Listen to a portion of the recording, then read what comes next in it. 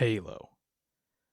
A game so prolific in its storytelling and gameplay that it shaped not only the gaming industry as a whole, but shaped a ton of gamers who were just starting to appreciate a more mature first-person shooter. And really, it shaped my understanding of storytelling in general. I can count on one hand the number of games that have stuck with me to this day, and Halo is on that list. You've got, for me, GoldenEye, StarCraft 1, and Brood War, the expansion, and Halo. I know you could throw a lot of other games in there, but those three are the ones that really made me aware of the impact a video game can have and what this medium is capable of doing. Now, obviously, Season 1 has already happened, and we're starting to talk about Season 2. This video is a little bit late, but I wanted to give it a chance to breathe. So, if you're not aware, Halo Season 1 was not well received, and it seems like, to some degree, the producers have listened. They have a new writing team behind it, a new showrunner. So there's a lot of changes that have taken place, and you can definitely see that in the tone. And with that, I wanted to let the Season 2 version of Halo try and find its footing. Imagine that you are hired to write Halo Season 2, right? Because Season 1's already happened. You can't take it back. It's out there. And unless you basically say that all was a dream, that is the start of the Halo TV show, as poor as it might be. And now you must come in and try and rectify the situation. Try to get this show on the right path. And you can't, you can cover up Master Chief's head all you want. It's already out there. So, when you put yourself into those shoes, I want to give it more than just one episode. I could have made, an initial reaction to episode 1 and 2, but I wanted to give it some time. And I will say there are some changes in the positive direction, and I think the most important one being they are moving more quickly towards the stories that we know from playing the games. It seemed like Halo Season 1 wanted to be a prequel that never quite reaches the destination, and that way you would kind of fill in the gaps between the two. I was never really on board for that. I get why you might do that. You want to stay away from the games and write your own. But personally, I think a lot of recent video game adaptations have shown us that that's not the way to go. You do want to include some memorable, recognizable elements and scenes from the game. In fact, that's why the opening battle in Season 1 is still probably the best battle in the show. Many might argue the final battle of Season 1 is better because it has a more familiar, overpowered Master Chief moments to it. But I personally like watching the battle in the first episode because it does feel like it could be right from a video game. So that being said, there are some elements from Season 1 that I do like, but they were few and far between. Season 2, I do think that the battle quality has dipped a little bit, at least up until this point. And on top of that, while they are getting back on track towards telling the story of Reach, I'm trying not to reveal spoilers, but I think a lot of people know what happens already. Regardless, I'm going to try and refrain from spoiling what happens there, but it seems to me that they still insist on including characters that are just not interesting in, well, they're not interesting characters, period, for the show.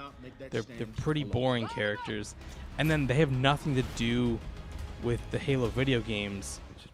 And so these characters taking up a lot of screen time, I think that's a huge blow to this corrective process they're engaged in.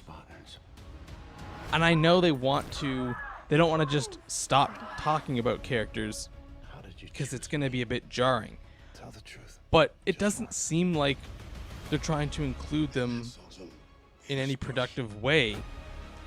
And ultimately, I think the best way to include them is to get rid of them, but get rid of them in a way that is either a clue or it triggers some event that our main character, the Master Chief, has to become involved in. Maybe that's the cynic in me, but ultimately I think some of these characters are really dragging down the show. If you re-edit the show and you cut out all of the scenes that don't involve either the Master Chief himself or scenes directly talking about the Master Chief, if you cut out all the other stuff that takes place on Pirate Asteroid with Soren's family, I think you don't lose anything, and in fact I think you gain a bit of a quicker pace and tempo to the Master Chief storyline, which is kind of needed. Now on top of that, there is some issues with what the hero Master Chief is all about in this show, because since it is a show, they have to impart some of their own ideas on the Master Chief, unlike the games where he was kind of a faceless, for the most part, he was kind of like a faceless, almost robot that you controlled.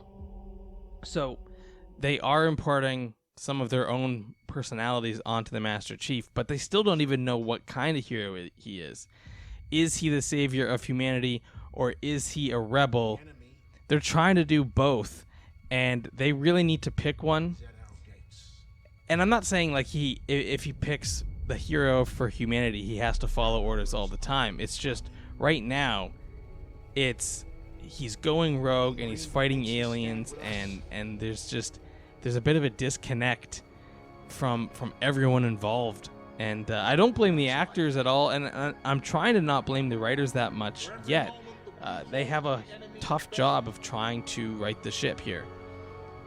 I also am concerned that some of the key players from the games are gonna have a lessened role when the story finally gets to their moment. And also, we're missing some key characters that would really liven up this story and make it feel a lot more like Halo. Like Sergeant Johnson is one that comes to mind instantly, and if you don't know who I'm talking about, all you have to do is like look up Sergeant Johnson quotes. They're fantastic. He dates back all the way to the first game, and he's awesome. I think that character needs to be involved. And I'm glad that we're starting to see more of Captain Keyes, or I guess Admiral Keyes. I do hope that if he is piloting one of the naval vessels for the UNSC, he calls himself Captain Keyes. I mean, it's not a big deal. It's just kind of weird that they would change up his role within the political and military scene. It doesn't really do anything other than change for the sake of change. So that to me is a weird thing to do. So yeah, I just wanted to get on top of this so that when we go forward with Halo, I can start talking about the episodes in earnest and how they compare to each other from the previous season and to the games themselves. Now, the other thing is the Halo games have taken a dip in storytelling since about Halo 3. Some will argue Halo Reach, but I think Halo 3 and Halo ODST were the last truly impressive story-wise. And then I haven't even beat Infinite yet, and so I don't actually know that full story. I'm slowly getting through it, but that's all for this one. Let us know in the comments down below, what are your thoughts on the Halo show? And you can do it if you want, but if you could be a bit more, if you could elaborate a bit more than just the show sucks, because I know it has issues. I want this to be good. That's my thing. Is I really want Halo to be good. I've always thought it'd be a good movie or show, and just to see basically a weird sci-fi that in its own way might be interesting if it wasn't taking up the space that is supposed to be Halo. Like if this was just a generic sci-fi show, I think it has some elements that you could get behind, but because it's supposed to be Halo, the elements they add don't really do anything for me, because I'm the whole time thinking, when are we going to get back to Halo? So that's my take on it. Let me know if you differ in the comments down below. I'd love to see a discussion about it. And are there any sci-fi game adaptation shows coming out, or movies, that you're looking forward to? We've got Fallout coming out. Borderlands just released a trailer. I'm going to do a breakdown of that as well. We've got Sonic 3, I think, coming out.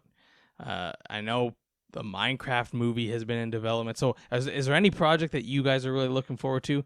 Leave them in the comments down below.